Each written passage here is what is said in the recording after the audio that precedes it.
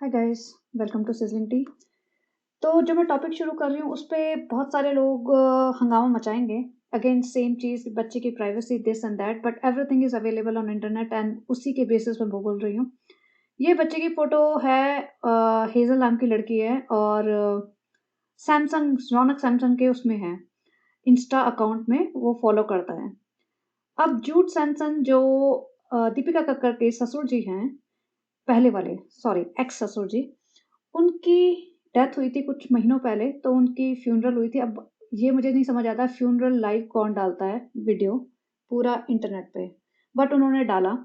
ये जो लड़की खड़ी है कॉर्नर में ब्लैक सूट में, मुझे नहीं पता, लेकिन ये कहीं न कहीं उस लड़की से मैच करती हुई दिखती है। काफ़ी क्लोज़ दिख रही है, 3 घंटे का ऑलमोस्ट 3, 4, साढ़े 4 घंटे का एक्चुअली ये फ्यूनरल का वीडियो मैंने पूरा नहीं देखा, फॉरवर्ड कर के देखा, बहुत जगह ये दिखती है, काफ़ी क्लोज़ खड़ी हुई दिखती है। ऐज वाइज़ मैच कर रही है, उस शक्ल से भी मैच कर रही है। मुझे नहीं पता वो है दीपिका की बेटी या कोई और रिश्तेदार है, बट जो भी है I just wanted to bring it up so that you can connect the dots. और आपको किसी को ज़्यादा टाइम है या इंटरेस्ट है तो आप अपनी तरीके से इसको वीडियो को देख के इन्वेस्टिगेशन कर लेना।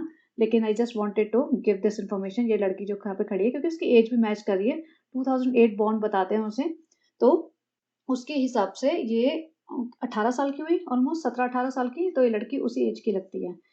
तो चलिए वो छोड़िए, और ज़्यादा हंगामा मचा तो फिर मैं ये पार्ट कट भी कर सकती हूँ, लेकिन अभी मैंने डाल दिया। अब बात करते हैं इम्पोर्टेंट बात। मैं इसमें कोशिश करूँगी मिमिक्री पार्ट नहीं डालूँ क्योंकि फिर बहुत ही लंबा हो जाएगा। मेरे अंदर फिर वो आत्मा आ जाती है, कभी बेटी खाला की, कभी माता जी की, कभी सालो अप्पी की, तो फिर वो बहुत लंबा भी हो सकता है पॉडकास्ट पूरा।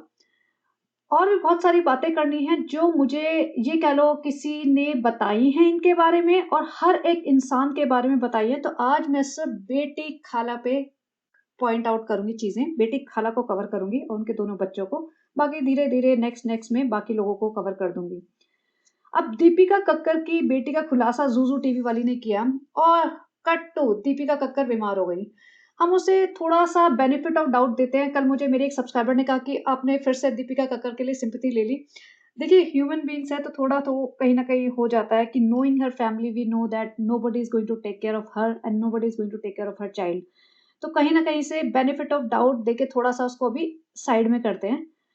एक तो झूठ तो इनके इतने होते हैं, शोएब बोल रहा है ट्यूसडे को सर्जरी है, दीपिका बोल रही है मंडे को सर्जरी है, कोई बोल रहा है पेट में सिस्ट है, कोई बोल रहा है लिवर में सिस्ट है। तो जो इन्फॉर्मेशन ये विरल भयानी वगैरह को पास आउट कर रहे हैं, वो भी इन्फॉर्मेशन सही नहीं जा रही है या नोबडी टेक्स देम सीरियसली, वो कुछ भी बोलते हैं, कुछ भी छाप देते हैं। अब चलो इसकी सर्जरी हो जाने दो, 2-3 दिन रुक जाते हैं, जब ये वापस आएगी, मेरी सर्जरी हो गई, मेरी सेकंड सर्जरी के बाद मैंने बनाई बिरयानी, जब वो सब नाटक करेगी तब बात करेंगे दीपिका कक्कर पे। लेकिन अभी फैमिली के ऊपर बात करते हैं। दीपिका कक्कर को इसने बोला कि मेरे लिवर में सिस्ट है। सानू भाई ने दुआओं की भीख माँगी अपनी बहन के जैसे। दोनों जने बैठ गए। आज मैं नेहा का पॉडकास्ट भी सुन रही थी और मेरे भी वही पॉइंट्स थे, तो मैंने सोचा कि मैं बनाऊँ भी या नहीं बनाऊँ, लेकिन मुझे बहुत सारी बातें और भी करनी है, इसलिए मैंने सोचा बना देती हूँ, ये पॉइंट भी कवर कर देती हूँ।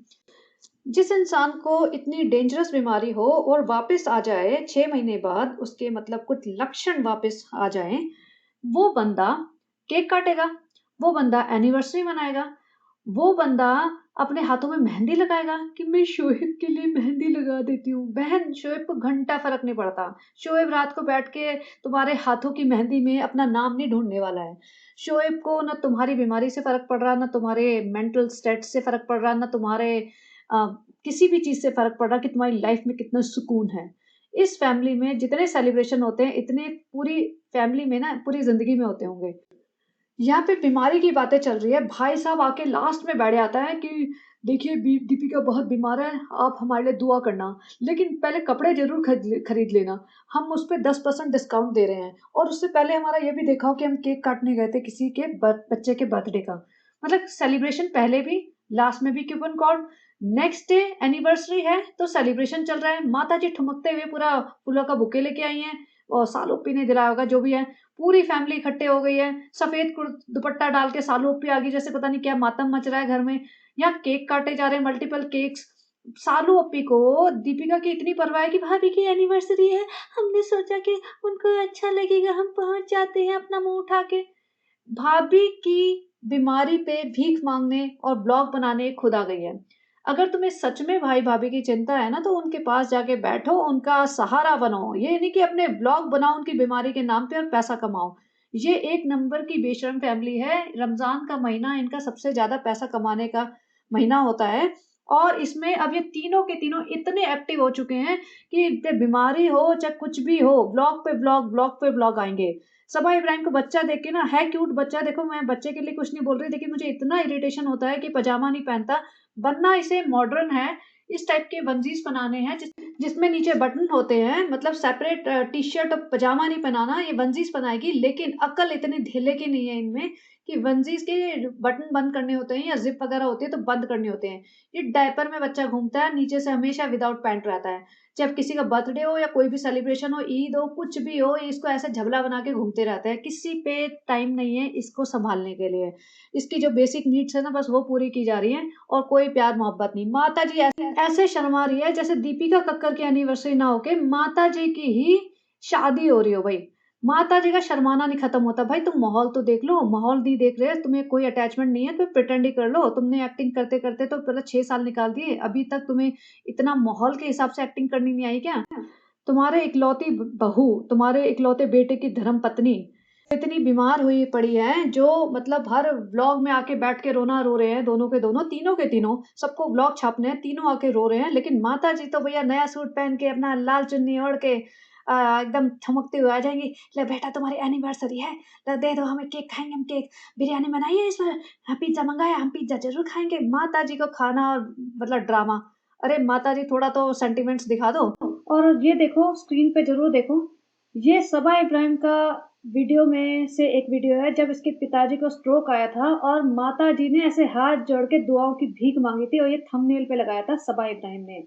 मतलब इनकी दुआओं की भीख ना आज से नहीं, कई सालों से चलती आ रही है। ज़रा-सा कुछ होता है ना, ऐसे हाथ-पाँव जोड़ के बैठ जाते हैं।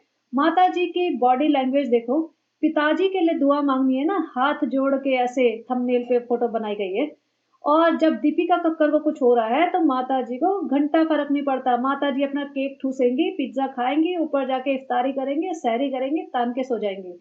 माताजी को कोई लेना-देना नहीं है। लेकिन जब इब्बू जी को स्ट्रोक आया था, तो माताजी की हालत ऐसे ख़राब हो गई थी और ये देखो उनके हाथ-पाँव जोड़ना शुरू हो गया था। इब्राहिम तो एक नंबर की है ही बेशर्म, अपनी माँ को ऐसी मतलब बिल्कुल होता है ना वल्नरेबल सिचुएशन में हाथ जोड़ते हुए वो दिखा के, वो कट करके, उसको थंबनेल बना के अपने व्यूज़ कमा रही है, अपना पैसा कमा रही है। तो ये इसका लेवल तो ख़ैर अलग ही है, उस पे भी बात करेंगे बाद में, पहले दीपिका कक्कर के ऊपर फ़ोकस करते हैं।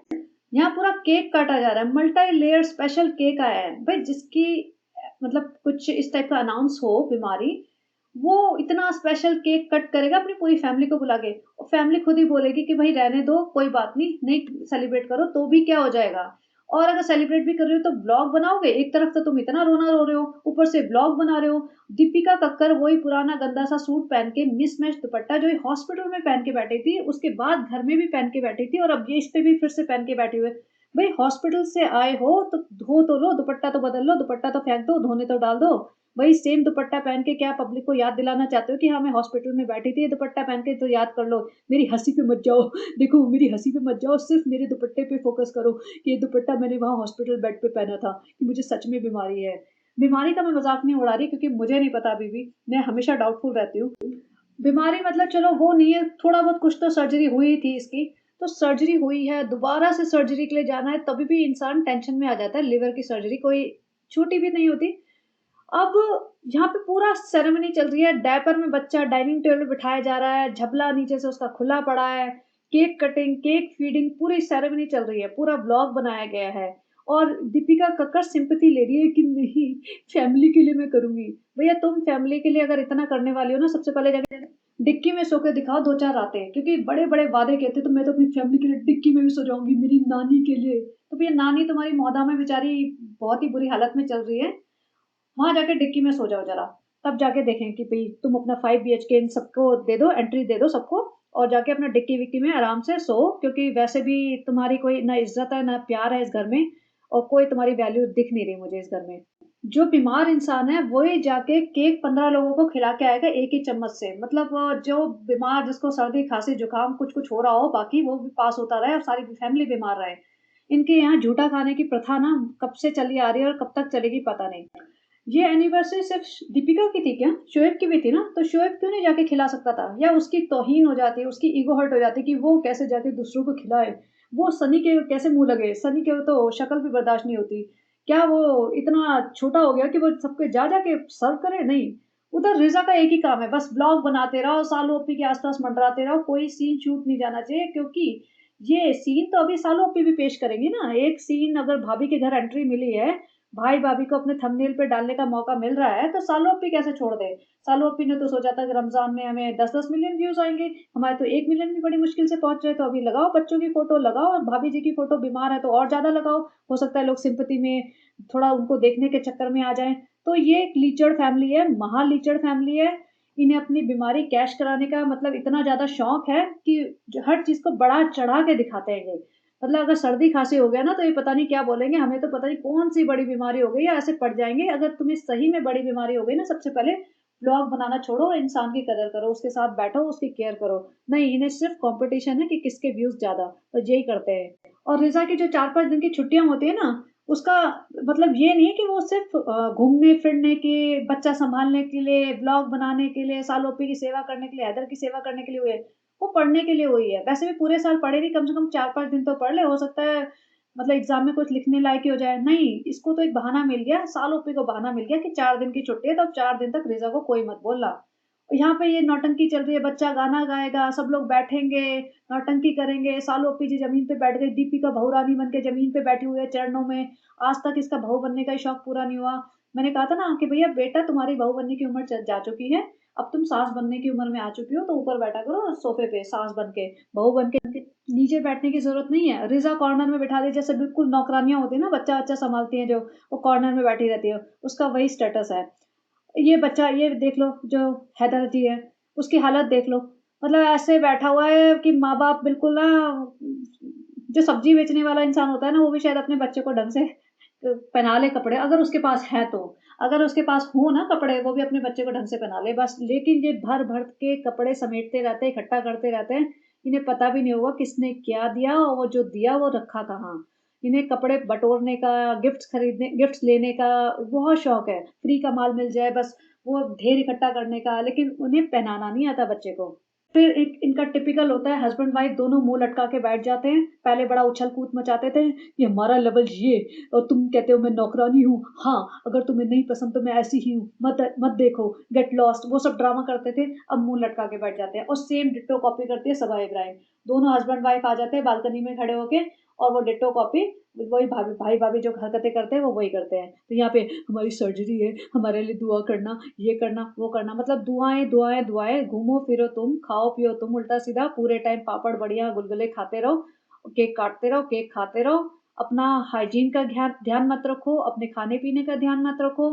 कुछ भी हो जाए तो फिर पब्लिक को ब्लेम कर दो कि या तो तुम्हारी नजर लग गई है, या तो तुमने ठीक से दुआ नहीं पढ़ी। भाई तुम्हें तो दुआ पढ़नी है, रमजान तुम करो पूरे महीने, तुम अपने सारे फेस्टिवल्स करो, फास्ट करो, लेकिन तुम जब भी पूजा पाठ करो तो दुआ सिर्फ हमारे लिए करो, क्योंकि हम भैया बहुत बेचारे इंसान हैं। हम ना बिल्कुल तुम्हारी दुआओं पे ही चल रहे हैं। अगर तुमने दुआ ठीक से नहीं की तो हमारी डगमगा जाएगी लाइफ। मतलब इनका सोचना ये है। अब बात करते हैं सबा इब्राहिम के ब्लॉग की।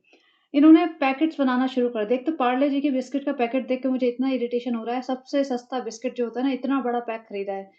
जैसे मैंने कल कहा, घी खरीदो, कुछ अच्छा ऑयल खरीदो, कुछ और महंगी चीज खरीदो, एक्स्ट्रा दाल के पैकेट दे दो, वो सब नहीं, फालतू के पार्ले जी के बिस्किट के ढेर लगा लिए। और खुद ही बोल रहे हैं हम ऐसे लोगों को देंगे, और हम बताएंगे भी नहीं किसको दे रहे हैं। कि ये जो दे रहे हैं ना, वो सिर्फ अपने जो अंडर में काम करते हैं उनको ही देंगे। ये किसी भी बाहर वाले को नहीं देते। बाहर वाले को ये अगर, जैसे होता है ना बच्चे भिखारी वगैरह हैं, भीख मांग रहे हैं, या कोई बिल्कुल सड़क पे किनारे पे कोई बैठा होता है, उसको भी अगर एक बिरयानी का छोटा सा डब्बा देते हैं ना, या उसको 10 रुपए देते हैं किसी बच्चे को, तो वो भी दिखाते हैं। तो इतना सारा सामान इनकी नजरों में, इतना सारा सामान ये किसी ऐसे इंसान को दे दे बिना दिखाए कभी भी नहीं हो सकता। अब बहुत सारी बातें ऐसे आपको पता चलेगी जो आपको इनके व्लॉग से नहीं पता चलती, जो मुझे किसी ने बताई हैं। तो जो इनका वो था ना, जिसमें ये कह रहे थे हम लकी ड्रॉ निकालेंगे उम्रा का और दुबई का, तो अभी तक निकाला नहीं है। तो अभी रमजान के महीने में भी एक एक करके निकालेंगे। और इनकी एक पीआर टीम है, इन तीनों ब्लॉगर्स की पीआर टीम है, उस पीआर टीम में एक बंदा मेन है और 7-8 उसके मतलब अंडर असिस्टेंट हैं, जो सारा कुछ काम करते हैं। इनका कंटेंट कैसे जाना चाहिए वो इनको बताते हैं। और वो मतलब रेडिट पे सारे लॉग अकाउंट्स हैं उन सबके। रेडिट पे इन्फॉर्मेशन स्प्रेड करते हैं, रेडिट से इन्फॉर्मेशन लेते हैं, पॉडकास्टर्स के पॉडकास्ट सुनते हैं, उसके हिसाब से प्लान करते हैं, इनके कमेंट्स पढ़ते हैं, उसके हिसाब से इनका कंटेंट प्लान किया जाता है। और ये सारे ऑब्वियसली इन्हीं की कम्युनिटी के लोग हैं और ये सारे पैकेट उन्हीं में से जाएँगे। और जो ये इनके उमरा और उसका दुबई वाला है, वो भी इन्हीं में से इनके असिस्टेंट वगैरह जो है ना, उन्हीं के नाम निकाले जाएँगे। और आपको पता भी नहीं चलेगा क्योंकि वो ऐसे कोई भी रैंडम नाम होगा, हमें क्या पता चलेगा। और अगर इन्होंने कोई हिंदू नाम लिखा भी दिया, तो वो एक फर्जी नाम होगा। कहीं उमरा, कहीं दुबई, किसी ऐसे इंसान को नहीं भेजा जा रहा, जो इनके जान-पहचान का ना हो। जो निदा को उमरा पे भेजा गया था, वो भी एक बार्टर कोलैब था, जो इनकी सनी की एसएस ट्रैवल करके है कंपनी मोदा में, जो भी इसने अपने फ्रेंड्स के साथ बनाई है, उसके साथ बार्टर कोलैब था निदा को। तभी निदा घर आई थी। ये था कि भई तुम मेरे ब्लॉग में आओ और हमारे एसएस ट्रैवल का पैकेज तुम्हें मिलेगा, मेरे ब्लॉग का कंटेंट भी बनो और फिर तुम्हें वो फ्री में मिलेगा, फिर तो उसकी तारीफ़ें करना। तो वो सब एक बार्टर कोलैब था और निदा ने आगे कुछ पॉइंट्स रखे थे कि भई इसको सारे पैकेज जो भी था, वो सारे ठीक नहीं लगे। उसने कुछ-कुछ पॉइंट जैसे होता है ना कि ये चीज़ और अच्छा कर देते या ये और ऐड कर देते, कुछ भी पॉइंट्स रखे होंगे। तो सालों ओप्पी जी को अच्छा नहीं लगा कि वो लड़ पड़े इस निदा से कि भई हमने तो तुम्हें फ्री में दिया था और तुम ऐसे कमियाँ निकाल रहे हो, हम में कोई कमी हो ही नहीं सकती। अल्लाह ने हमें नवाज़ा है, अल्लाह ने हमें 100% परफेक्ट बनाया है, तुमने हमारे हमारे काम में कमी कैसे निकाल दी? चलो निकलो यहाँ से। तो ये सब हुआ था। तो अगेन ये सारा सामान इन्हीं के यार दोस्तों में, इन्हीं के असिस्टेंट में, इन्हीं के काम करने वालों में जाने वाला है। और अब बात करते हैं सालोपे के रिमेनिंग व्लॉग की। पूरे व्लॉग में सिर्फ खाना और खाना। सुबह की सहरी, पनीर बन रहे हैं, गुलगुले बन रहे हैं, गुलगुले की रेसिपी पे डिस्कशन हो रहा है, पनीर पे डिस्कशन हो रहा है, पनीर कच्चा है, पनीर जल गया, हम सहरी बना रहे हैं, हम छोटे पराठे बना रहे हैं, बड़े पराठे बना रहे हैं और हम अच्छे बना रहे हैं, हम चाय बना रहे हैं। या फिर बीच में 5-5 सेकंड के 2-4 शॉट कि अभी ये फजर की नमाज़ है, अभी हम ये वाली नमाज़ पढ़ रहे हैं, हम वो वाली नमाज़ पढ़ रहे हैं, फिर 5 सेकंड बाद फिर से खाने पे डिस्कशन। ये होता है क्या रमज़ान? ऐसे मनाया जाता है क्या रमज़ान? इसकी ऑडियंस कॉल आउट क्यों नहीं करती? रमज़ान का महीना सिर्फ़ खाने के लिए बना है क्या? या इब्राहिम फैमिली की सारी औरतें इतनी मोटी-मोटी ढोल हुई पड़ी हैं कि उनको अब इतना खाने की ज़रूरत नहीं है। लेकिन नहीं जी, खाने पे है पूरा फ़ोकस, पूरी दिन खाते हैं, पूरी रात खाते हैं, पूरे दिन गुलगुले, पकौड़े, पापड़ पता नहीं क्या-क्या खाते हैं, ढेरों परात भर-भर के फ्रूट खाते हैं और सिर्फ़ खाने की बात पे ही इनका ब्लॉग चल रहा है। और खाने की बात नहीं आएगी तो कई धक्के खाने निकल पड़ेंगे शॉपिंग करने। सनी के लिए अंडे उबल रहे हैं, उसके लिए चाय बन रही है, मेरे लिए ये चाय, उसके लिए वो चाय, इसके लिए ओटमील बना देती हूँ, मैं उसके लिए पराठा बना देती हूँ। मतलब ऐसा लग रहा है जैसे तुम खाने का कोई चैनल देख रहे हो। सिर्फ़ खाना और खाना। खा पी के 6 बजे के आस-पास सोए हैं, उसके बाद ये पता नहीं कितने बजे उठे हैं, इतनी अच्छी खासी धूप निकली हुई है। और रेहान जब आया था इनके कमरे में, उसने खुद ही कहा कि मैं 4 बजे उठा हूँ। सोचो वो बंदा 4 बजे उठा है। तो मतलब क्या ही वो रोज़े रख रहा है, क्या रोज़े की वैल्यू होगी क्योंकि 6 बजे तो मुझे लगता है 6, साढ़े 6, 7 मैक्सिमम ये खाना शुरू कर देते होंगे इफ्तारी। तो क्या रोज़ा रख रहे हैं ये लोग। और माताजी जब भी कुरान पढ़ेंगी या नमाज़ पढ़ेंगे, जो भी ये बुक पढ़ रही हैं, तब फटाफट शॉट रेडी। फटाफट कोई भी नमाज़ पढ़ रहा है पूरे खानदान में इनके इब्राहिम के घर में, तो फटाफट कैमरा लेके सबसे पहले कैमरा सेट होगा, उसके बाद वो बंदा सेट होगा, उसके बाद बुक खुलेगी और वो एक 5-7 सेकंड का क्लिप काटा जाएगा। उसके बाद फिर से बैक टू खाने का डिस्कशन। अब यहाँ पे दोनों आ गए पति-पत्नी, जैसे कि दीपिका कक्कड़ और शोएब इब्राहिम आते हैं ना, तो कॉपी तो उन्हीं की करनी है। इनका पास खुद खुद का ओरिजिनल तो कुछ है नहीं। नया सूट पहन के देखो, नया सूट पहन के आई है मोहतरमा जी, भाभी जी की बीमारी को कैश कराने। नया सूट पहन के जिस पे प्रेस भी नहीं थी, बिल्कुल एकदम रिंकली सा सूट। भई नया सूट क्यों पहना? अगर तुम्हें दिखाना है कि सही में दिल से दुखी हो, तो कोई पुराना सूट डाल लेते हैं। नहीं जी, नया सूट पहन के भाभी को ऐसा हो गया, ये हो गया, आपकी दुआ की बहुत ज़रूरत है, अल्लाह उसे ही दुखी करता है जो बहुत मजबूत होता है। फ्रेंड्स, हम तो सिर्फ़ दिखने में मजबूत हैं, हट्टे-कट्टे हैं, लेकिन हमारा दिल बहुत मासूम है, हमें अल्लाह से बहुत डर लगता है। भाभी ने तो इतने कांड भी नहीं किए, करे तो हैं लेकिन हमने तो बहुत ज़्यादा किए हैं। भाभी ने तो शायद ज़िंदगी में कोई अच्छा काम भी किया होगा, हमने तो कोई अच्छा काम भी नहीं किया। कभी-कभी भी सही में घबराहट होती है, वो नाटक वाली घबराहट नहीं, सच्ची वाली हो जाती है फ्रेंड्स। कहीं अल्लाह ने हमें सख्त वक़्त दिखा दिया तो हमारा क्या होगा? हमें तो एक-एक इंसान से डर लगता है, अगर हमारा साथ छोड़ देगा तो हम एक दिन भी अकेले नहीं रह सकते। तो सालू अपी ने पूरा ड्रामा किया, सुबह सहरी बनाते समय वॉइस ओवर कर रही है, ज़रूरत क्या थी इस ब्लॉग की? ज़रूरत तो थी ही नहीं। अगर तुम्हें भाभी की सही में चिंता है तो भाभी के साथ खड़े रहो, तुम ब्लॉग मत बनाओ। सबको समझ आ जाएगा, कोई तुम्हारे ब्लॉग की इंतजार नहीं कर रहा। सबको पता है तुम एक ही फैमिली के हो, एक ही बिल्डिंग में रहते हो। भाई भाभी ने अनाउंस कर दिया कि हाँ सर्जरी है, तो समझ में आता है। पिछली बार की तरह नहीं है कि तुम सब लोग अचानक से गायब हो गए थे और तुम प्रेग्नेंट थी और सबको टेंशन थी कि भाई पता नहीं क्या हो गया, भालू जी के साथ कुछ अनहोनी तो नहीं हो गई है या हुआ क्या है। तब वो अलग केस था। लेकिन अब तो भाई भाभी ने जब डिक्लेयर कर दिया है सर्जरी होने वाली है, बीमार है दीपिका, तो तुम 4 दिन 10 दिन महीना भर ब्लॉग नहीं बनाओगे तो कोई आफत नहीं आ रही। लेकिन यहाँ सबको पैसे छापने हैं, बीमारी पे ही पैसे छापने हैं।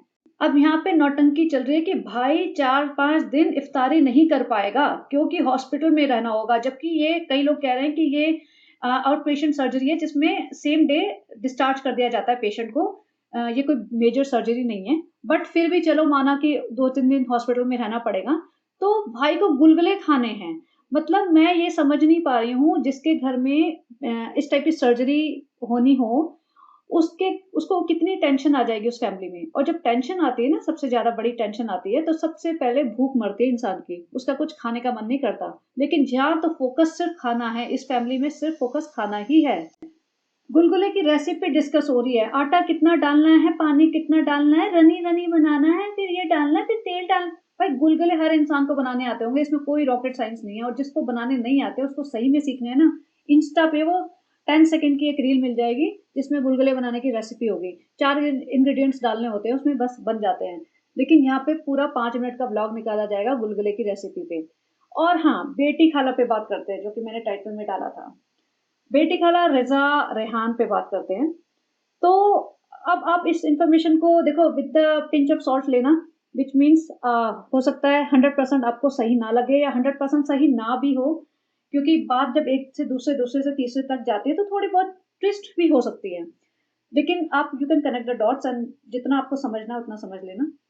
तो रिज़ा जब 8th 9th में थी तो इसके मल्टीपल फ्रेंड्स बन गए थे और उनसे बात-वात करती थी, मिलती-जुलती होगी ऐसे कॉलेज स्कूल के बाहर, या चैट-वैट करती होगी, जैसे भी है, तो ये पकड़ी गई। भई पकड़ी तो जाएगी और हरकतें भी ऐसी हैं, सालू ओप्पी से इंस्पायर्ड। और सालू ओप्पी के भी बहुत सारे अफेयर्स थे। अफेयर्स कहो या वैसे कहो कि ये सब लोगों के, बहुत सारे लड़कों के कॉन्टैक्ट में रहती थी, किसी से चैट, किसी से फ़ोन, किसी से फ़ोन कॉल। तो भाई ने, मतलब ये तब की बात है जब इसका यूट्यूब करियर थोड़ा-सा स्ट्रॉन्ग नहीं हुआ था। ऑब्वियसली 2015 से लेके मान लो 2019, 2020, तो 4-5 साल वाली विंडो या उससे भी थोड़ी-सी पहले वाली विंडो। तो इसमें बहुत रिस्ट्रिक्शंस थी, इतनी रिस्ट्रिक्शंस थी सालो पी पे कि उसको अकेले कहीं बाहर जाना भी अलाउड नहीं था। ये मैंने सेपरेट पॉडकास्ट भी बनाया हुआ है बहुत पहले। इसको नीचे कंपाउंड में वॉक करना भी अलाउड नहीं था रिज़ा रेहान के साथ। और अगर कहीं मार्केट में ज़रा-सी जगह भी जाना है तो माताजी या रिज़ा रेहान के साथ ही जाएगी। बाद में तो जब इसके पास यूट्यूब का थोड़ा-सा इसका काम बढ़ गया, पैसा आने लगा, तो इसकी थोड़ी-सी इज़्ज़त होने लगी। और फिर सनी के साथ अफ़ेयर जब इसका एक्सपोज़ हो गया था भाई-वाई वगैरह को, तो ऑब्वियसली चीज़ें बदलने लगी। लेकिन शुरू में बहुत ज़्यादा रिस्ट्रिक्शंस थी क्योंकि इसकी हरकतें बहुत ही खराब थी। तो भैया जिसका रोल मॉडल सालो ओपी रही हो तो वो लड़की और क्या करेगी? तो रिज़ा ने भी अपने गुल खिलाए। अब भाई को पता चल गया, इधर-उधर से पता चल गई होगी बातें जैसे भी। तो सुनने में आ रहा है कि इसको 8th 9th के बाद स्कूल बंद करा दिया गया था। इसके पिताजी को बोला गया था कि भैया इसको मोहदा ले जाओ और हमारे बस का नहीं है, इसको ये पढ़ती-लिखती नहीं है। तो सालू ओप्पी को लगा कि अगर ये चली जाएगी तो मेरा यूट्यूब भी तो मतलब फँसेगा, क्योंकि वो तो रिज़ा रेहान के कंधों पे चढ़ के अपना यूट्यूब चला रही थी। तो और सालू ओप्पी ने कहा कि हम इसको सँभाल लेंगे, ये मेरी रिस्पॉन्सिबिलिटी है। और सालू ओप्पी के वो शरण में आ गई। तब से सालू ओप्पी के माला जपती रहती है। और अब बेटी खाला के बारे में बात करते हैं। तो बेटी खाला जब से ये सालू ओप्पी प्रेग्नेंट हुई तब से ये 100% परमानेंटली यहाँ शिफ्ट हो गई हैं। बेटी खाला इतनी नादान नहीं है जितनी वो आप लोगों को दिख रही हैं। बेटी खाला ने के हस्बैंड बहुत जल्दी ही वहाँ पे सऊदी-वऊदी चले गए थे। दोनों बच्चे यहाँ उन्होंने भिजवा दिए थे। तो बेटी खाला भैया आधा-मौधा घुमाती थी, अपना टाइम पास करती फिरती थी। बेटी खाला बहुत शातिर बंदी है। बेटी खाला के जब अभी खालू आए थे, तब खालू थोड़े नाराज़ थे क्योंकि शायद वो सनी और रिज़ा की वो क्लिपिंग वग़ैरह इन्होंने देख ली थी और मोहल्ला में कुछ बातें उड़ा रहे थे लोग, क्योंकि रिश्तेदारी में ही है ना सारे इनका, गली मोहल्ले में बहुत सारे रिश्तेदारी चलती है इनकी, कि भई रिज़ा सनी की दूसरी बीवी है क्या? ये सब मतलब इस तरीके से उनके घर में क्यों पड़ी रहती है? पहले ये आवा के घर रहती थी ना, आवा के घर तो चलो भाई खाला का घर है, वहाँ बच्चे रह के पढ़ रहे हैं, वो एक डिफरेंट स्टोरी हो जाती है। शादीशुदा बहन के घर बहन और जीजा जहाँ रह रहे हैं, वहाँ एक टीनेजर मान लो या यंग लड़की का रहने का क्या मतलब है? तो लोग बातें बनाने लगे थे और खालू को लगा कि हाँ, अब बच्ची पढ़ाई भी नहीं कर रही है, तो हम वापस यहाँ आ जाते हैं, बुला लेते हैं मौदा। बट बेटी खाला नहीं मानी और बेटी खाला भी यहाँ रहना चाहती थी, क्योंकि भई उनको भी लग रहा है कि ब्रांडेड चीज़ें मिलेंगी, आराम से उतरे हुए ही भले ही सूट मिलेंगे, आराम से रहूँगे, बच्चे पल रहे हैं। और बेटी खाला को बहुत परेशानी होती है कि अगर ये सालू अप्पी सारा को कुछ सामान दिलाए या मेहर को दिलाए, वो तो आप सबने देखा ही है। बेटी खाला चाहते मेरे बच्चों पे ही सब कुछ लुटाए। और बेटी खाला अभी जब खालू आए थे, तो बेटी खाला खालू ने जो प्लॉट लिया था, वो सनी ने अराउंड 30-35 लाख उनको गिफ्ट देके खरीदा था उनके नाम। और बेसिकली ये हुआ था कि अब रिज़ा, रेहान और बेटी खाला को भूल जाओ, वो हमारे परमानेंट नौकर रहेंगे, हम उन्हें जैसे मर्ज़ी रखें और आप इन्हें भूल जाओ, ये रहा आपका गिफ्ट। बेसिकली एग्ज़ैक्ट वर्ड्स में नहीं, बट इसका मतलब समझ जाओ कि तुम अपने बच्चों को भूल जाओ, वो हमारे पास ही रहेंगे। और बेटी खाला भी खुशी-खुशी, हाँ, हमें गिफ्ट मिल गया, अब हम वही तुम्हारा बच्चा पाल देंगे, तुम्हारा बच्चा बड़ा कर देंगे। रिज़ा वग़ैरह को तो इन्होंने इस तरीके से सालू अपी ने ब्रेन वॉश कर रखा है कि जो भी हमारा है वो तुम्हारा ही तो है, ये घर तुम्हारा ही तो है और सब हमारा सब तुम्हारा ही है, हमारा तुम्हारा अलग थोड़ी ना, हम तो बहनें हैं। तो इसका तो ये सब कह के कि भई तेरी तो बेकरी की दुकान खुला देंगे, तुम्हें हम ये करवा देंगे, तुम्हें वो करवा देंगे, तुम्हारी बहुत अच्छी शादी करवा देंगे, तुम्हारे लिए एकदम सनी भाई से भी अच्छा हस्बैंड ला देंगे जो तुम्हारी जी हुजूरी करेगा। ऐसे सपने दिखाए जाते हैं और बेटी खाला को ये सपने दिखाए जाते हैं कि रिज़ा की शादी की रिस्पॉन्सिबिलिटी हमारी, हम ढूँढ के लाएँगे उसके लिए एकदम राजकुमार, अंबानी जैसा लड़का। तो बेटी खाला को ये झांसा दिया जाता है। रेहान इनके घर में थोड़ा-सा तेज है, इंटेलिजेंट है, समझदार है, उसे समझ आ चुका है कि मेरा बाप ना महानालायक है, मेरी माँ तो महा से भी ज़्यादा नालायक है। उनको हमारी पड़ी नहीं है और जो इब्राहिम फैमिली है उनको सिर्फ़ अपने पैसे भरने हैं, इनको कोई पड़ी नहीं है, मेरी बहन मेरी बेवकूफ़ है। तो उसको समझ आ गया कि मेरे को अपनी ज़िंदगी खुद ही बनानी है। वो इनकी चापलूसी करता है, इनकी सबकी गुड बुक्स में रहता है और सबसे फ़ायदा उठाता है। भाई के वहाँ जाके भाई की जी हुजूरी कर लेता है, सालू अप्पी के पास आके सालू अप्पी के ब्लॉग में आके थोड़ा बहुत माल बटोर लेता है, अपना स्कूल में आवारागर्दी कर लेता है। अच्छा, जो रेहान है, वो पहले इसकी अटेंडेंस कम हुई थी और अटेंडेंस कम के लिए ही भाई-भाभी को बुलाया गया था। उसके बाद अभी लास्ट ये स्मोक करते हुए पकड़ा गया था। स्मोक करते-करते इनका जो भी फ्रेंड्स का ग्रुप होगा, वहाँ पे कोई लड़की-वड़की भी होगी, तो उसके साथ कुछ हँसी-मज़ाक, छेड़खानी कर रहे होंगे। Not in a bad way, but कुछ मज़ाक-मस्ती कर रहे होंगे, तो वो पकड़ा गया होगा ये सब करते हुए। तो इसको और इसके 2-4 फ्रेंड्स को सस्पेंड कर दिया फॉर 2 वीक्स। ये मुझे इन्फॉर्मेशन मिली है, कितनी सच है कितनी झूठ अब आपके ऊपर है इसको देखना। तो इसको सस्पेंड करा हुआ है, तभी ये सारे दिन इधर से उधर आवारागर्दी करते घूमता फिरता है, अभी आपको हर दिन दिखेगा ब्लॉग में। उसके बाद ये वापस स्कूल जाएगा। और बेटी खाला तो इनकी हालत ये है कि आज जैसे मैंने पिछले ब्लॉग में कहा था कि इनके घर कैमरेस लगे हुए हैं। सालू अप्पी कहीं भी जाती है तो कैमरे ऑन रहते हैं ऑब्वियसली, तो सारी रिकॉर्डिंग देखती है, इनको बता रखा है कि कैमरे हैं घर में। सालू अप्पी पूरे रात आराम से सोती है, बच्चा बेटी खाला के पास होता है, बच्चा बेटी खाला के पास ही सोता है। और सालों पे आराम से जभी भी उसका मन करता है उठती है 1 बजे 2 बजे, उसके बाद सीधा ये फ्रेश होके अपने सोफ़े पे बैठती है। उसके बाद रिज़ा उसकी चाय, कॉफ़ी, पराठा, अंडा जो भी खाना उसके हाथ में देती है और कैमरा उठा के सिर्फ़ बातें करती है। जब कैमरा उठाना होता है, तो वो अपना दुपट्टा माँगती है और पीछे बोलती है साफ-सफाई कर दे, वो रिज़ा साफ-सफाई करती है ताकि कैमरे में बैकग्राउंड में चीज़ें ठीक दिखें और बच्चा ला दे, तो बच्चे को लेके आया जाता है। तब भालू जी अपना शॉट देती हैं। भालू घर में कोई काम नहीं करती, कुछ भी नहीं करती। ये सिर्फ़ जो बात चावड़ा किचन में चम्मच चलाने आती है ना, वो भी एक स्क्रिप्टेड ड्रामा होता है। सारे कुकिंग रिज़ा और बेटी खाला कर रहे होते हैं। बेटी खाला और रिज़ा का बिल्कुल नौकरों जैसा हाल है। नौकर को तो मैं इज़्ज़त देती हूँ क्योंकि वो एक जॉब कर रहे होते हैं। ये इनका जॉब नहीं है, ये स्लेव है, मज़दूर है, बंधुआ मज़दूर। क्योंकि ना इनको सैलरी ढंग से मिल रही है, ना इनकी छुट्टी है, ना इनका कोई से है। ये 24 घंटे के बंधुआ मज़दूर हैं। और इनको एसी चलाना तक अलाउड नहीं है। ये लिविंग रूम में जहाँ सोते हैं ना, वहाँ एसी-वेसी भी नहीं चलाना अलाउड है। एसी दिन में नहीं चलाना अलाउड है। जब सालू जी बैठेंगी तब एसी चलेगा। सालू अप्पी अपने रूम में रहती है, जब ये घर से बाहर निकलती है, कहीं भी जाती है तो अपने रूम को ताला लगा के जाती है ताकि इसके रूम को कोई एक्सेस ना कर सके और इसके बाथरूम में इन लोगों को जाना अलाउड नहीं है, चाहे कितनी भी इमरजेंसी हो, नीचे जाओ आवा जी के घर, या कंट्रोल करके बैठे रहो। तो ये है सालू जी की तानाशाही।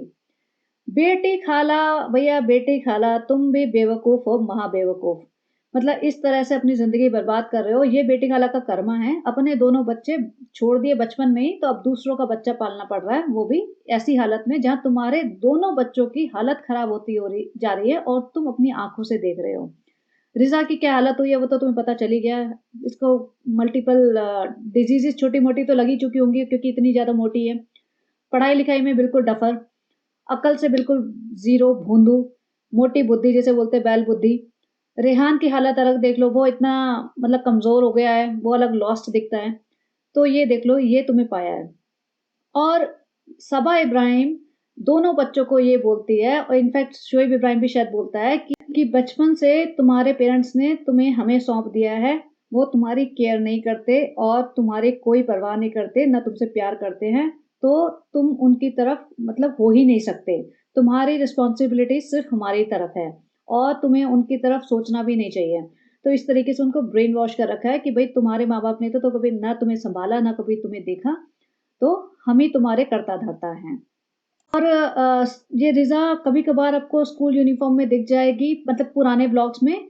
वो सिर्फ़ जैसे मैंने कहा कि व्लॉग्स के लिए ही था, और अभी रिज़ा कोई एग्ज़ाम्स नहीं दे रही। किसी ने बताया कि अभी फ़िज़िक्स वग़ैरह का कोई एग्ज़ाम हुआ था, वो रिज़ा गई भी नहीं थी, और बीच का कोई एग्ज़ाम है वो भी नहीं दिया इसने। तो बेसिकली किसी प्रिंटिंग प्रेस वाले से इनकी बात हुई है, जैसे ये खुशामदीद के डब्बे-डब्बे बनवाते होंगे ना कोई भी प्रिंटिंग प्रेस, तो वो एक नकली सर्टिफ़िकेट निकलवाने की प्लानिंग चल रही है। पब्लिक को शांत करने के लिए उसमें अराउंड 60% इसके दिखाए जाएँगे, और जब रिज़ल्ट का टाइम आएगा तो वो दिखा दिया जाएगा, क्योंकि ऐसे सर्टिफ़िकेट तो कोई भी बना दे, जहाँ स्कूल का नाम इस टाइप के एग्ज़ैक्ट छापना हो या जो भी करके, तो वो ताकि पब्लिक इसको टारगेट ना करे कि इसकी वजह से रिज़ा की पढ़ाई खराब हुई है। तो सोचो, जो लड़की 24 घंटे इधर से उधर घूम रही हो, पढ़ाई-लिखाई नहीं कर रही हो, इधर से उधर धक्के खा रही हो, पूरे दिन ब्लॉग बना रही हो, बच्चा सँभाल रही हो, उसके ये 60% मार्क्स दिखा के ये पब्लिक को शांत करेगी कि ये देखो पास हो गई है, वो बधाई हो, लो जी आईफ़ोन ले लो तुम लेटेस्ट मॉडल का। तो वो सब ड्रामा होएगा। आईफ़ोन ना भी दे लेकिन वो सेलिब्रेशन हो जाएगा, एक वो सर्टिफ़िकेट नकली दिखाया जाएगा जिसका ऑलमोस्ट या तो लाख रुपए देके स्कूल की तरफ से कहीं से बनवा रहे हैं ये, या फिर ऐसे ही किसी प्रिंटिंग प्रेस से ऐसे ही बनवा देंगे। तो बेसिकली अभी ये कंटेंट भी आएगा। और जो मैंने बताया कि इनका पीआर है और उनके पीआर की पूरी टीम है, वो डिसाइड करते हैं, तो वो इनका 2-2 3-3 महीने का कंटेंट डिसाइड करके रखते हैं। रमज़ान के सब डिसाइड करके रखते हैं कि भई 3-4 इफ्तारी तुम्हारे यहाँ, 2 इफ्तारी इनके घर, और ये दिखाना है। यहाँ तक कि नानी की शक्ल दिखा दो, खालू जी के फेस टाइम करते हुए दिखा देना, सारा और इसकी फेस टाइम करके दिखा देना, वो सब भी वही डिसाइड करते हैं। सालू अपी मोटी बुद्धि है, ये आज तक कभी इवॉल्व नहीं हुई है, इसने मुंबई में आके कुछ सीखा नहीं है, ये वही वही गाँव की औरत है बिल्कुल, जिसमें धेले का दिमाग नहीं है। तो जो लोग सोचते हैं बहुत शातिर है, ये शातिर नहीं है, ये बस चुगली, छोटे लेवल की चुगली, चर्चा, औरतों वाली बातें, इधर की उधर, उधर की इधर, जो किसकी बेटी कहाँ भाग गई और किसकी बहू का किसके साथ क्या चल रहा है, वो सब ड्रामा, वो उन्हीं में लगी रहती है। इसका पुराना ब्लॉग अगर आप देखो कल परसों वाला, ये कहती है फ्रेंड्स, इसने हैदर ने ना डायपर में वॉशरूम कर दिया। मतलब कितनी बेवकूफ वाली बात है, डायपर में वॉशरूम कर दिया, इसे ये भी नहीं पता कि वॉशरूम किसको बोलते हैं। मतलब तुम ये बोलो कि उसने पी कर दिया, उसने टॉयलेट कर दिया, कहती है उसने वॉशरूम कर दिया। मतलब उसने, मतलब क्या बोलूं। फिर वो अपना टाइल्स वगैरह लेने जाती है, तो उसमें भी बोलती है, सेम ही ब्लॉग की बात है कि फ्रेंड्स हम वो देख रहे हैं जिसको वॉशरूम में बैठ के करते हैं ना वो, मतलब ये कोमोड वर्ड इसे नहीं पता था। सोचो इस लेवल पे ये काम चला रही है अपना। तो क्या ही इवॉल्व हुई है, ये कोई पढ़ी लिखी नहीं है, ये बिल्कुल टैलेंटलेस बंदी है। वरना जिसको 8-10 साल मुंबई में रहते रहते हुए हो जाए, भले ही मीरा रोड मुंबई में नहीं आता, लेकिन मीरा रोड में जो भी लोग रह रहे होंगे ना इतने 8-10 साल से, उनका इंटेलिजेंस लेवल इससे कहीं ज्यादा होगा। ये इतनी डफर है कि इसको ना कुछ सीखना है ना कुछ इसे मेहनत करनी है, इसको कुछ भी नहीं आता। ये टैलेंटलेस बंदी है, जो एक जैसे होता है ना बाय फ्लूक एक किस्मत चमक गई कि भाई भाभी की वजह से चला चैनल और रिजा रेहान पे चलता जा रहा है। आज भी ये अपने दम पे चैनल नहीं चला सकती। इसको कुछ करना नहीं आता, ना घर संभालना, ना किचन संभालनी, ना बच्चा संभालना, ना पति संभालना, ना रिश्ते संभालना, ना खुद को संभालना। बिना प्रेस करे हुए गंदे सड़े हुए सूट पहन के खड़ी हो जाती है, और मतलब अच्छे अच्छे कपड़ों का सत्यानाश कर देती है। अच्छे महंगे कपड़े भी इसके ऊपर इतने बुरे लगते हैं कि बता नहीं सकते। अच्छा हाँ, एक और बात, ये सिर्फ़ इसमें इंटरेस्ट रखती है कि मोहदा में क्या हो रहा है। मोहदा के रिश्तेदार हैं ना, इनके 8, 10, 15 रिश्तेदार हैं, सनी की साइड के भी रिश्तेदार हैं। तो सब आपस में ये इनकी मतलब रिश्तेदारी में शादियाँ होती है तो सब एक-दूसरे के रिश्तेदार ही होते हैं, किसी के भी घर जाते रहते हैं ये लोग। तो मेहर के साथ इसने कॉन्टैक्ट बना रखे हैं। मेहर को हर महीने कुछ थोड़े 500-600 रुपए भेजती है कि नानी के लिए अंडे-वंडे ला देना कभी या इधर-उधर। तो मेहर का एक ही काम है कि सारे घरों में जाके चुगलियाँ करे, मतलब इन्फॉर्मेशन इकट्ठी करे और इसको पास ऑन करे। And I was surprised to know कि भाई इसको मोहदा में रहना नहीं है, मोहदा में रहती नहीं है, 4 दिन जाती है, उसमें भी बेटी खाला के घर पड़ी रहती है। इसको क्या फ़र्क पड़ता है कि मोहदा में कौन-सी फूप्पो और कौन-सी चाची और कौन-सी दादी के घर में क्या हो रहा है, लेकिन इसको वो सब जानकारी चाहिए। सोचो इससे पता चलता है इसका लेवल क्या है। मतलब इंसान इवॉल्व हो, आगे कोई अच्छी इन्फॉर्मेशन पढ़े, ढूँढे, सीखे तो बात भी है। इसको गाँव की गलियों में उन रिश्तेदारों में क्या हो रहा है सिर्फ़ वो जानना है। तो ये सिर्फ़ औरतों वाली पंचायती करती है, क्योंकि इसमें ही इसका दिमाग चलता है कि किसकी भाभी और किसकी बहू में क्या चल रहा है। और ऐसे ही ये सारे दिन बैठ के अपनी भाभी की बुराइयाँ करती थी, मोदा में भी, सनी के साथ भी और इधर अपनी अम्मा के साथ भी, माताजी के साथ। तो इसका और बेटी खाला के साथ भी। तो इसका मतलब ये सब चुगलियाँ करने में और बुराइयाँ करने में बहुत मज़ा आता है। अब इसका जो कोलैबोरेशंस है ना थोड़े कम होते जा रहे हैं क्योंकि इसका मोटापा इतना बढ़ता जा रहा है, अच्छे सूट इसके कोलैबोरेशन में मिलते नहीं हैं और कोई भी अच्छी जो होते हैं ना कंपनी, वो नहीं लेगी इतनी मोटी औरत को as a like role model, क्योंकि वो बुरी दिखेगी कपड़े पहने हुए और इसकी हालत तो वैसे ही सबको पता है क्या चल रही है, इतनी मोटी हो चुकी है, बुरी ही दिखती है कितने भी स्लिमिंग फ़िल्टर यूज़ कर लें। एक एज भी हो गई है, ये एज में सनी से कुछ साल बड़ी है। तो एक एज भी हो गई है, ऊपर से ना अदाएँ ना कुछ, एक घटिया तरीके से अपनी मुँह टेढ़ा करके जो नैन-मटक्का सा करती है, उसमें बुरी लगती है। तो अब इसका पहले प्लानिंग थी कि भई हम तो 2 साल तक फ़ीड करेंगे क्योंकि भाभी जी ने 2 साल तक फ़ीड किया, तो हम भी तो ड्रामा करेंगे 2 साल तक फ़ीड करने का। लेकिन अब इसके कोलैबोरेशंस कम हो रहे हैं और फ़ीड का भी इसको बोझ लगता है क्योंकि भैया रिस्ट्रिक्शन तो हो ही जाती है ना, बच्चा को लेके चलना हर जगह और फ़ीड कराना, इतना भी काम क्यों करना पड़े। तो इसने 7-8 महीने में ही फ़ीड वाला पार्ट खत्म कर दिया और अब तो ओपनली दिखाती है, बॉटल लेके रिज़ा घूम रही है, बॉटल लेके ये कार में बैठी है रिज़ा, तो जानबूझ के दिखाया जाता है पब्लिक को दिखाने के लिए कि भई कोई फ़ीड पे क्वेश्चन ना करे अब। और इसने खुद भी बता दिया कि हम फ़ॉर्मूला कभी-कभी दे देते हैं। तो बेसिकली बच्चा is on formula all the time और ये फ़ीडिंग इसने बंद कर दी। उसका रीज़न ये है क्योंकि ये बहुत जल्दी ओज़ेम्पिक पे जाने वाले या ओज़ेम्पिक की इक्विवेलेंट जो भी इंडिया में दवाई मिलती होगी, ताकि इसका वेट लॉस हो सके क्योंकि खाना इससे छूटना नहीं है। खाने से सबसे ज़्यादा प्यार है माताजी को और इसको। तो खाना नहीं छोड़ सकती है, एक्सरसाइज़ मेहनत कौन करे? कौन चलेगा? वॉक कौन करेगा? तो इसे लगता है ओज़ेम्पिक या कोई भी इक्विवेलेंट मेडिसिन एक रामबाण है, तो उससे तो बैठे-बैठाए हम छरहरे, पतले, खूबसूरत हो जाएँगे और फिर खाएँगे दबा के, फिर दवाई खा लेंगे, फिर खाएँगे दबा के, फिर दवाई खा लेंगे और हम खूबसूरत रहेंगे। फिर हमें कोलैबोरेशंस मिलेंगे और हमारा यूट्यूब का चैनल फिर से चलेगा मस्त।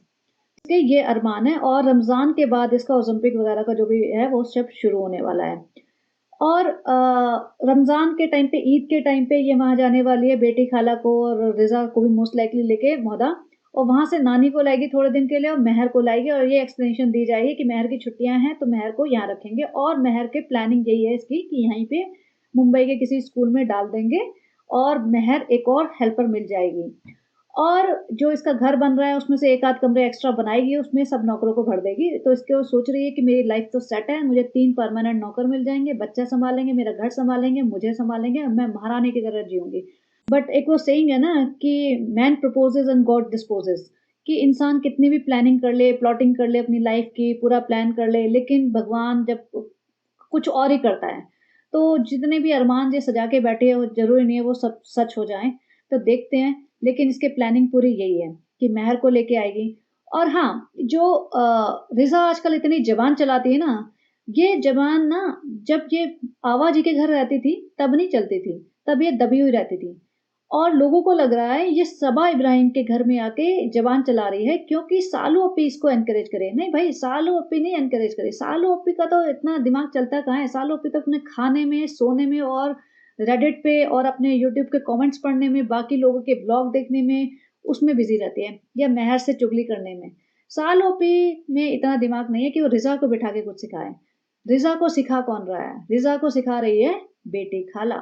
बेटी खाला को अब ये समझ आ गया है कि बेटा देखो, हमें इतना नहीं दबना है, हम बहुत दब लिए हैं, हमें समझ आने लगा है कि हमारे भरोसे चल रही है इनकी गाड़ी, थोड़ा सीख जाओ, थोड़ा बोलने लगो, आवाज़ निकालो, हम इतना आवाज़ नहीं सुनेंगे इनकी क्या क्या क्या क्या की। अभी हम भी बोलने लगे हैं, तो बेटी खाला के शह में आके रिज़ा की ज़ुबान निकलने लगी है। पहले जब तक बेटी खाला यहाँ नहीं थी, तो रिज़ा दबी हुई रहती थी, खे खे खे करके किनारे पे पड़ी रहती थी। लेकिन अब देखो कैसे चपड़-चपड़ ज़ुबान चलती है उसकी। अब बीच में सनी और सबा जो पनीर कच्चा है, पनीर पक गया, वो सब ड्रामा कर रहे थे। रिज़ा बीच में बोल रही है, जबकि आवा कह रही है कि वो जला हुआ है, तब रिज़ा बोल रही है, "जो जला हुआ है, जो बुराई करेगा उसको खाने को नहीं मिलेगा।" मतलब इसमें इतनी हिम्मत आ गई कि वो आवा जिनके घर ये 10 साल पली-बड़ी है, वो कह रही है कि पनीर जल गया है, जबकि वो जल ही गया है। उसमें रिज़ा कह रही है कि जो बुराई कर रहा है उनको नहीं मिलेगा। भाई तुम होते कौन हो ये डिसाइड करने वाले कि उनको क्या मिलेगा? ये उनका घर है, मतलब देखा जाए तो सबा का घर है, सबा की माँ सबा डिसाइड करेगी। और इतनी बड़ी लेडी जो कि इस टाइम इस इब्राहिम फैमिली में सबसे बड़ी लेडी है, उनकी इतनी बेइज्जती। वो तुम्हें मतलब 10 साल से पाल रही हैं, कभी-कभार तो बना के खिलाया ही होगा, तुम्हें तुम्हारा थोड़ा बहुत तो ध्यान रखा ही होगा। तो इतनी बदतमीज़ी उनसे कर रही है। और ये सब अगेन बेटी खाला की शह में हो रहा है। बेटी खाला यहाँ नहीं होती तो रिज़ा में इतनी हिम्मत नहीं थी कि इतनी ज़बान चला दे। मैं हमेशा कहती हूँ ना कि माँ-बाप की प्रेज़ेंस में बच्चा शेर होता है, तो वो वाली बात है। तो अब ये दोनों बच्चे ना थोड़े-से शेर बनने लगे, थोड़े-से खुलने लगे हैं और माँ को भी समझ आ गया है कि बेटा हमारे भरोसे ही इनकी दुकान चल रही है। हमने जिस दिन झंडा गाड़ दिया ना कि हम महदा जाएँगे, हम नहीं रहेंगे तुम्हारे साथ। अभी हमारे दोनों बच्चों की पेटी पैक कर दो, हम निकल रहे हैं महदा। तो फिर हमारा जो भी कुछ हो, लेकिन सालू अप्पी तो डूबेगी डूबेगी। तो भैया सालू अप्पी तो नाक रगड़ के इनके आगे इनको रोकेगी। सालू अप्पी इनको जाने नहीं देगी। सनी जब मर्जी भालू से लड़ता है कि तू अगर मेरे को ऐसे करेगी वैसे करेगी तो मैं चला जाऊंगा छोड़ के। और सालू अप्पी को क्या है, एंग्जाइटी अटैक्स आते हैं, बहुत पहले से आते हैं, शादी से पहले से आते हैं। तो सालू अप्पी को घर में अकेले रहने में बहुत डर लगता है। आप याद करो जब वो प्रेगनेंसी के टाइम से, इनफैक्ट प्रेगनेंसी से पहले से भी, जब भी सनी जाता था रेस्टोरेंट तो ये भालू कभी अकेले ऊपर नहीं जाती थी, रिजा को साथ लेके जाती थी। जबकि फ्लैट में, मतलब फ्लैट में किस बात का डर, आजू बाजू सब लोग रह ही रहे हैं ना, किस चीज का डर? 2-4 घंटे तुम टीवी देख लो, फोन चला लो, आ ही जाएगा ना इंसान तुम्हारा हस्बैंड। लेकिन नहीं, तभी भी डरती थी। और उसके बाद से जब से हैदर हुआ तो ऑब्वियसली हैदर है, हैदर के साथ इतने सारे लोग हैं, तो इसको आज भी अकेले रहने में बहुत डर लगता है। इसको इसको एंग्जायटी अटैक्स आते हैं। तो सनी बहुत बार इसको डराता है कि अगर देख तू ज़्यादा ड्रामा करेगी बेटी खाला को घर भेज दूंगा उनके। तो ये डर जाती है कि बेटी खाला और रिजा को अगर घर भेज दिया तो फिर मेरा क्या होगा, मेरा यूट्यूब पे गया और मैं भी अकेले नहीं रह पाऊंगी। और सनी भी इसको डराता धमकाता है आजकल कि मैं चला जाऊंगा मौदा थोड़े दिन के लिए, या जैसे भी छोड़ के चला जाऊंगा कुछ भी। और सनी आजकल अपने माँ बाप के पास भी काफी पैसा भेज रहा है और अपने यार दोस्तों को भी उधार देता है और 3-4 घंटे जिम के बहाने गायब रहता है। सनी के बारे में बाद में बात करेंगे नेक्स्ट ब्लॉग में कभी। सनी के बारे में कुछ कुछ इन्फॉर्मेशन आई है। लेकिन आज से बेटी खाला की फैमिली के ऊपर मुझे फोकस करना था कि बेटी खाला आजकल जो तनक के बोलती है ना, आजकल जो थोड़ा जवाब देने लगी है, तो बेटी खाला का गेम समझ आने लगा है। और रिजा जो बदतमीजी कर रही है वो सिर्फ बेटी खाला की वजह से कर रही है। और बेटी खाला और रिजा को किस तरीके से रखा जा रहा है, सालों ओपी उन्हें एसी नहीं चलाने देती, उनके घर में कैमरे लगे हैं, अपने रूम में घुसने नहीं देती। और बेटी खाला ये लोग अपनी मर्जी से कुछ भी नहीं खा सकते, कुछ भी नहीं बना सकते अपने लिए, सिर्फ चाय वाय बनाते हैं, इसके अलावा कुछ नहीं बना सकते। घर का सारा काम रिजा या बेटी खाला ही करते हैं। अभी तो इनकी मेड भी नहीं आ रही। सोचो बेटी खाला रोजे भी रख रही है, बच्चा भी संभाल रही है, घर के सारे इफ्तारी सहरी सब बना रहे हैं। यही रिस्पॉन्सिबिलिटी है इन लोगों की कि घर के सारे काम करो। मुझे तो इतना ही बोला गया है कि टॉयलेट भी यही साफ करते हैं। एंड आई वाज लाइक या करते ही होंगे, क्योंकि इनके यहाँ कोई दिखता नहीं मुझे कोई वैसे मेड आते हुए। क्योंकि अगर कोई मेड आती है बीच में तो चलो ठीक है वो कर देगी, लेकिन जब मेड नहीं आ रही है कई कई दिन, तो सालों अपी के टॉयलेट्स वगैरह भी यही रिजा ही साफ करती है। तो देख ले बेटा रिजा, तेरी औकात ये है कि जितना तू सालों अपी करेगी ना तो बस यही करती रह जाएगी। तो कर लो जितना सालों अपी। और बेटी खाला का एक कर्मा है। और बेटी खाला का अभी भी अगर मतलब आंखें नहीं खुल रही हैं, आंखों पे धुंधला चश्मा लगा हुआ है, तो भैया अपना चश्मा वश्मा उतार के जरा देख लो कि तुम्हारे बच्चों की क्या हालत हुई है। और मैं तो सही में चाहती हूँ कि बेटी खाला की इतनी हालत खराब कर दे ये रमजान में, इतनी हालत खराब कर दे कि बेटी खाला ना अपनी पोटली बना के खुद ही निकल ले कि भैया हो गया मेरा, अब तुम संभालो, मैं तो चली। तो ये सारी नौटंकी जो ये कर रही है, पनीर बनाना, ये करना, वो करना, ये सारा मतलब ब्लॉग के लिए हो रहा है। और देखो वही मैंने जो शुरुआत की थी, पूरा फ़ोकस मतलब वैसे रो रहे हैं हमारी भाभी को प्रॉब्लम हो गई है, लेकिन पूरा फ़ोकस सिर्फ़ खाने पे, पनीर अच्छा नहीं है, ये वैसा वाला पनीर है, ये वैसा वाला पनीर है, पनीर जल गया, पनीर कच्चा है। और उसकी माताजी आई, "भालू तुम बच्चे का ध्यान नहीं रखती हो, देखो टूटे हुए खिलौने में फँस गया, उसकी उँगली रो रहा था।" और भालू का मुँह देखो, भगवान! माताजी से दुगना होता जा रहा है। लेकिन भालू सोच रही है कि मैं एन्जॉय कर लूँ पूरा रमज़ान, खा-खा के पूरा अपने सारे गुलगुले, पकौड़े मैं ही खा जाऊँ, उसके बाद तो मुझे ओलंपिक डाइट पे आना ही है। इसका मुँह देखो, आप देख सकते हो कितना बड़ा मुँह, पूरी गर्दन-वर्दन सब फैल चुकी है। मोटापा हद से ज़्यादा है, अगर ओज़ेम्पिक भी लेगी ना, तो इसकी स्किन इतनी लटक जाने वाली है, इसका बुरा हाल हो जाएगा। और ओज़ेम्पिक वगैरह ना मतलब इतनी सेफ चीज़ें नहीं होती, इसको बहुत कंट्रोल्ड वे में लिया जाता है, बट वही है, गँवारों का जहान है, इन्हें कुछ अकल-वकल है नहीं, तो देखते हैं क्या करेगी ये। बनाते वक़्त ये सिर्फ़ नौटंकी करती है, ये छींटा आ गया, ये उसका तेल का छींटा लग गया। ये नया सूट पहना है इसने, और रोते हुए कि वो इतनी सड़कती सी आवाज़ में ऐसे वो वीडियो बना रही थी, हमें तो बहुत दुःख है, ये वो है। भाई तुम नया सूट पहनने की कहाँ से हिम्मत रखते हो? नया सूट भी इतना गंदे तरीके से पहना है, पूरा रिंकल्ड, और बर्तनों का ढेर जो बेटी खाला मांजेगी। मतलब इसने ये पनीर बनाने के लिए जो करा है ना ड्रामा, उसमें भी 4 बार शक्लें बनाई है कि हमें तो छींटा लग गया, हमें तो ये लग गया और वो लग गया। सिर्फ़ नौटंकी करने के लिए ही आती है किचन में 4 चम्मच हिलाने, बाकी सारा साफ-सफाई और पूरा जो इसको मिक्सी-विक्सी से पीस के सब दिया होगा, सब कुछ बेटी खाला या रिज़ा ने करके दिया होगा। ये देखो, ये पनीर है जो इसने अपना मतलब रोस्ट किया था, और रिज़ा सारे टाइम किचन में लगी रहती है, और बीच में इतना बोलती है ना, सनी और सबा जब बात करते हैं इतना बोलती है बीच में, जैसे कहते हैं ना कि रिज़ा और रेहान के बेस पे इसने अपना यूट्यूब चैनल बनाया है, उसका ही बेस उनके बेसिस पे ही चला है। तो जो कहते हैं ना कि सीढ़ी जिस सीढ़ी पे चढ़ के जाते हो, कभी-कभी वही सीढ़ी तुम्हें गिराती है, तो रिज़ा ही लंका लगाएगी इसकी। लोग जिस तरीके से बात कर रहे हैं मोहल्ला में कि रिज़ा क्या सनी की दूसरी बीवी है, मतलब इतने सारे घर में रहती है पूरे टाइम, और सारे टाइम इनके साथ घूमती है थर्ड व्हीलिंग करते हुए, क्योंकि कोई भी नहीं घूमता ऐसे, हस्बैंड वाइफ अकेले घूमते हैं बहुत जगह। मोस्टली हस्बैंड वाइफ अकेले जाना चाहते हैं कहीं डिनर पे, कहीं घूमने-फिरने, कहीं शॉपिंग करने, लेकिन यहाँ हर समय रिज़ा होती है, हर चीज़ में बीच में से पड़ना होता है। तो गाँव वाले लोग तो वैसे उनकी मेंटालिटी थोड़ी-सी डिफरेंट होती है, तो वो लोग तो इस टाइप की बातें करते थकेंगे नहीं ना, वो उन लोगों को तो और मज़ा आएगा गॉसिप करने में। तो वो इस टाइप की बातें करते होंगे, तो खालू जी को लगा होगा ये ठीक नहीं चल रहा है। बट खालू जी भी भैया रिस्पॉन्सिबल अगर फादर होते, तो ये बात, पहली बात तो नौबत आती ही नहीं, और अगर आती भी, तो फिर उसके बाद भी तो स्टेप लिया जा सकता है। खालू जी 35 लाख की प्रॉपर्टी लेके, वो ज़मीन लेके, खालू जी चुप बैठ गए हैं। बेटी खाला यहाँ इनकी गुलामी करने में लगी हुई है, और ये भी बताया गया है कि वो रिज़ा की शादी कभी नहीं होने देगी, क्योंकि ऑब्वियसली उसके हाथ से गुलाम चला जाएगा, तो वो ऐसे थोड़ी ना जाने देगी। इतने सालों की मेहनत है, तो वो रिज़ा को बिल्कुल भी अपने चंगुल से छोड़ने नहीं वाली। हाँ, मेहर जब आएगी ना, मेहर भी इसकी लंका लगाने वाली है, क्योंकि मेहर बहुत स्मार्ट है और स्ट्रीट स्मार्ट है, वो चालू किस्म की लड़की है। यहाँ तक भी मुझे बताया है कि मेहर जो है, वो सनी के दोस्तों के साथ घूमती-फिरती है, सोचो! मतलब कितनी बेवकूफ़ लड़की है, वो 15-16 साल की होगी, लगती तो छोटी है वैसे, चलो इतनी ही होगी 15-16 साल की। वो सनी के आवारा मतलब एकदम जैसे होते हैं ना बिल्कुल आवारा टाइप लड़के, उनके साथ घूमती है, और एज डिफरेंस भी कितना होगा, और गलियों में इधर-उधर, क्योंकि अब पेरेंट्स भी, फादर उसके बहुत बीमार हैं, माँ स्टेप मॉम है, और माँ की तो इतनी बेइज़्ज़ती कर चुके हैं, तो माँ किस मुँह से उसको सँभाले?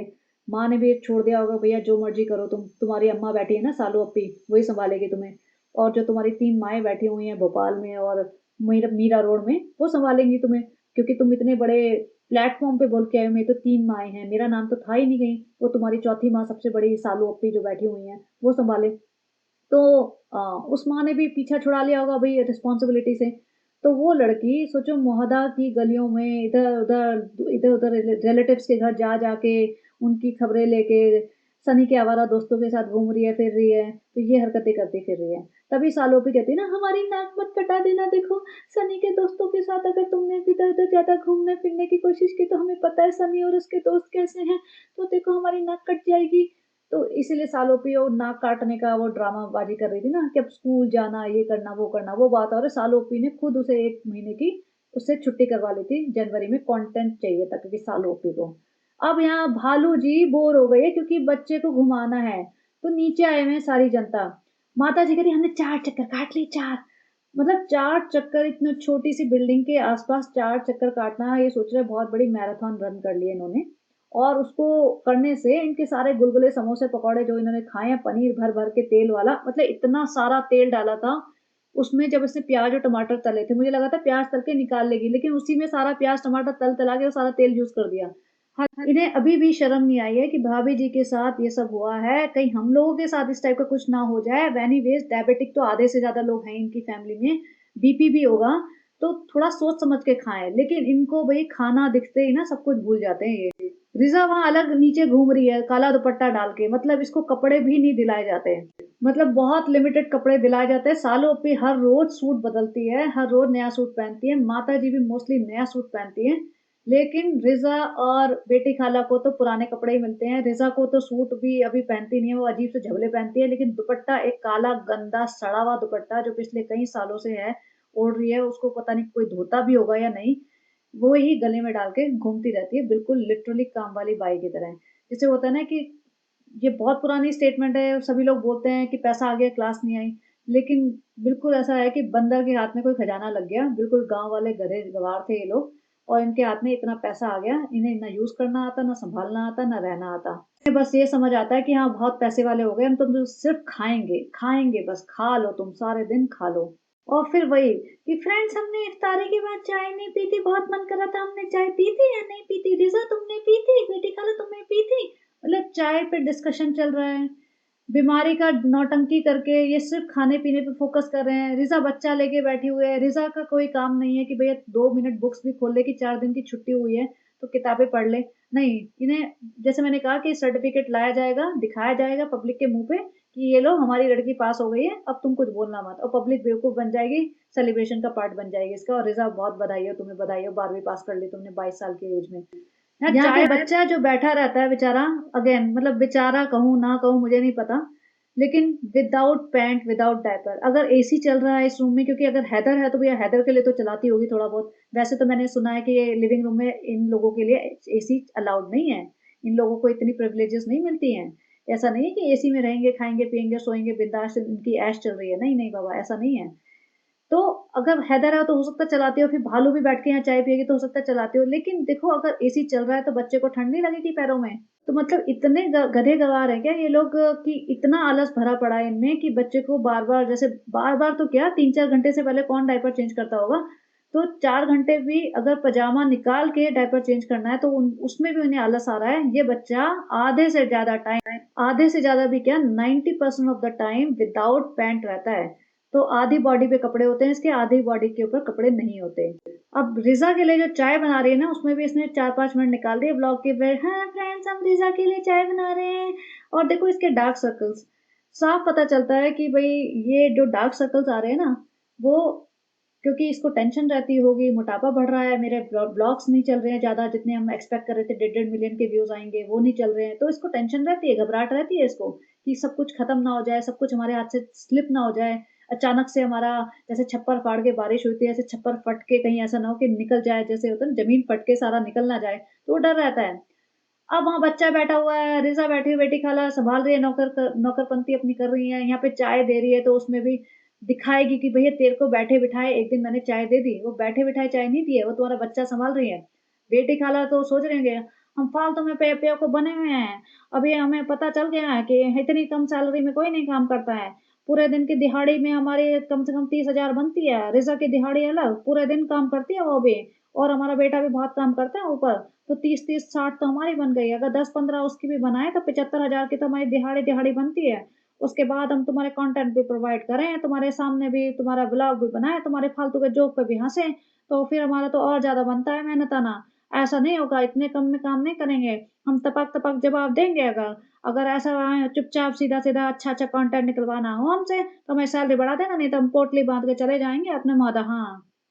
सबको बता देंगे जो तुम्हारे खिलाफ पॉडकास्ट बनाते हैं ना, उन सबको बता देंगे तुम्हारे असली प्यार की कहानी जो तुमने दिखाई थी, फालतू की झूठी कहानी हमको झूठा-झूठा हाँ बुलवा रही थी कि तुमने सनी से कभी मिली नहीं थी, सनी को कभी देखा नहीं था, पता नहीं कितने लड़कों के साथ घूमती-फिरती थी, सब बता देंगे तुम्हें हाँ, ज़्यादा नौटंकी मत करना हमारे सामने। तो बेटी खाला भैया कब जागेगी तुम्हारा आत्मा? फिर देखो नेक्स्ट डे नया चमकता हुआ पिंक खूबसूरत सा सूट पहन के ड्रामा। भाभी के लिए हम बहुत परेशान हैं फ्रेंड्स। हमने सोचा एक ब्लॉग बना ले, नया सूट पहन ले, टिंट लगा ले, हल्का सा मेकअप कर ले, बच्चा दो रिजा, रिजा दुपट्टा दो, रिजा सारा बैकग्राउंड साफ करो, अभी हम खूबसूरत लग रहे हैं ना। ये ड्रामा देखो, इतना नया सूट पहनने की इसको क्या ज़रूरत थी? अगर घर में परेशानी चल रही है, घर में जैसे कहते हैं ना कि टेंशन्स चल रही हैं, तो कौन पहनता है नया सूट? लेकिन नहीं, भालू को कोई फ़र्क नहीं पड़ता, सबको व्लॉग बनाने, पैसा छापना है। दुनिया गई तेल लेने, इनको कोई फ़र्क नहीं पड़ता दीपिका की बीमारी से। नौटंकी मचा रही है अलग से, हम तो भाभी के लिए चूड़ियों का सेट लाए थे, फिर हम भाभी से नज़रें नहीं मिला पा रहे थे। नज़रें नहीं मिला पा रहे थे, लेकिन कैमरा उठा के उनके पूरे एनिवर्सरी पे इसने व्लॉग बना लिया, उनको पूरा शूट कर लिया हर एंगल से। भाई नज़रें नहीं मिला पा रहे थे तुम। तो तुम भाभी जी से मिलने भी क्यों गए? भाभी जी की एनिवर्सरी पे विश करने कैसे पहुँच गए जब नज़रें नहीं मिला पा रहे थे? और वो भाभी जान तो पूरा मेहंदी-वेहंदी रचा के बैठी हुई हैं, तो चूड़ियों का डब्बा भी दे देते कि चूड़ियाँ भी पहन लो भाभी जी, अब तो वैसे भी आपको तो किसी चीज़ से डर नहीं लगता, आप तो बहुत स्ट्रॉन्ग हो भाभी जी, तो दे देते। लेकिन नौटंकी ये कहीं से आई होंगी गिफ्ट में, कोलैब में कहीं से मिली होंगी, तो नौटंकी करने के लिए, अच्छा बनने के लिए, ढोंग रचाने के लिए कि फ्रेंड्स हम तो उनको देने वाले थे, लेकिन फिर हमें घबराहट हो गई कैसे दें? कहीं जूते तो नहीं पड़ जाएँगे आप लोगों से। फिर ड्रामा, फ्रेंड्स अभी तो हैदर का वैक्सीनेशन कराना है, ये तो बहुत ज़रूरी काम है, तो फिर इसको तो छोड़ नहीं सकते, तो हमें जाना है घूमने-फिरने, हम तैयार हो गए, नया सूट पहन के कृष्णा को भी लाद लिया, क्योंकि आपको पता है घर से निकले हैं तो हम सिर्फ वैक्सीनेशन करा के घर तो आने नहीं वाले, हम घूमेंगे-फिरेंगे, खाएँगे-पिएँगे, ठूसेंगे, व्लॉग बनाएँगे इधर-उधर का, कैफ़े में जाएँगे, किसी मॉल में चले जाएँगे शॉपिंग करने और हॉस्पिटल में छुप-छुप के थोड़ी-सी रिकॉर्डिंग कर लेंगे, तो फिर कृष्णा तो चाहिए ही ना, तो हम जा रहे हैं। तो ये था इसका ब्लॉग। तो आपको किसी भी एंगल से लग रहा है कि सबा इब्राहिम को, माताजी को, पिताजी तो 2 शब्द नहीं बोलते भैया, 2 शब्द नहीं बोलते, केक खा लेंगे पूरा, लेकिन मुँह से 2 सेंटेंस नहीं फूटते उनसे कि भई बोले कि हाँ भई मुझे दुःख है दीपिका के लिए या तुम अच्छी हो जाओ, बहुत अच्छी हो जाओ, ना जी। माताजी नौटंकी कर लेंगी ठुमक-ठुमक के नया सूट पहन के, लेकिन किसी को कोई टेंशन नहीं है, किसी को कोई सिम्पैथी नहीं है। जनाब के मुँह से भी कोई ऐसा लग नहीं रहा है कि वो टेंशन में है या दुखी है या परेशान है। उसको तो सिर्फ़ ये चिंता है कि मेरे लेबल डीकेआई के कपड़े बिके या नहीं बिके, 10% डिस्काउंट दूँ या 20% डिस्काउंट दूँ। सालों ओप्पी को ये चिंता है कि भाई 3 दिन इफ्तारी नहीं कर पाएगा तो पहले गुलगुले खिला देते हैं उन्हें। मतलब इनके जहान में गुलगुले, पनीर बन रहे हैं, नए सूट पहने जा रहे हैं, केक कट रहे हैं और फिर ये ड्रामा करते हैं पब्लिक से कि पब्लिक के सामने बैठ के कि हम दुआओं की भीख माँग रहे हैं, आप हमारे लिए दुआ करना। भई हम क्यों करें? पब्लिक क्यों करे? पब्लिक पागल है क्या? तुम एन्जॉय करो, ऐश करो, गुलगुले, पनीर खाओ और केक खाओ, घूमो-फिरो, नए सूट पहन के, नए कपड़े पहन के, मेहंदी लगाओ, चूड़ियों का डब्बा दिखाओ कि हम तो ये देने वाले थे और इफ्तारी, चाय सब कुछ करो, पपीते-वपीते, फ्रूट्स काट के फुल ऑन एन्जॉय करो, लेकिन पब्लिक तुम्हारे लिए सिर्फ़ दुआ करती रहे। Very good. तो ये था सालू जी का और भाभी जी का ब्लॉग का पॉडकास्ट रिव्यू जो भी कहो और नेक्स्ट पॉडकास्ट जो भी बनाऊँगी 2-4 दिन में ही बनाऊँगी क्योंकि अभी इनका सहरी-इफ्तारी यही चलने वाला है, पूरे दिन खाने पे फ़ोकस रहेगा। भाभी जी की सर्जरी हो जाएगी उसके बाद आएगा मेरी सर्जरी के बाद मेरी हालत ये वो, तो उसके ऊपर depending on how she portrays her drama फिर एक रिव्यू व्लॉग बनाऊँगी उसमें फिर बाकी लोगों के बारे में जो इन्फॉर्मेशन मेरे पास आई है वो शेयर कर दूँगी। और अगेन कुछ सच हो सकता है, कुछ झूठ हो सकता है, आपको जितना सच समझना है वो सच समझ लेना, लेकिन मुझे लगता है काफ़ी चीज़ें बेटी खाला की तो सच हैं। तो चलिए जी, बने रहिए and have a great day. Bye bye.